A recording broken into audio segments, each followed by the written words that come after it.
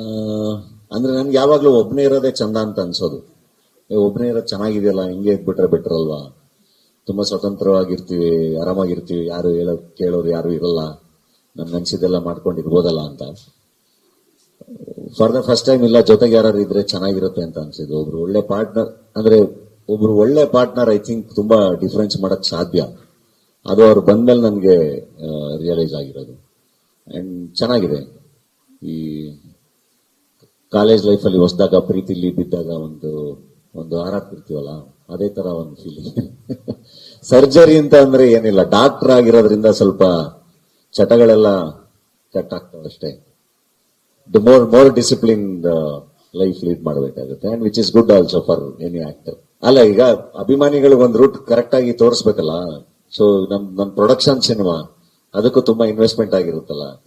So Vidyapati ದ್ವಾರ ಅಂತ ಇಟ್ರೆ ಅದನ್ನು ರಿಜಿಸ್ಟರ್ ಆಗುತ್ತಲ್ಲ. ಅಂಡ್ ಇಟ್ಸ್ ಈಸಿ, ವಿದ್ಯಾಪತಿ ದ್ವಾರದಲ್ಲಿ ಬನ್ನಿ ಅಭಿಮಾನಿಗಳಿಗೆ ಅಂತ ಹೇಳೋದು ಈಸಿ. ಅದಕ್ಕೊಂದು ಹೆಸರಿಟ್ಬಿಟ್ರೆ, ಸೊ ಏನೋ ಹೆಸರಿಡೋದಕ್ಕಿನ್ನ ವಿದ್ಯಾಪತಿ ಚೆನ್ನಾಗಿರುತ್ತೆ.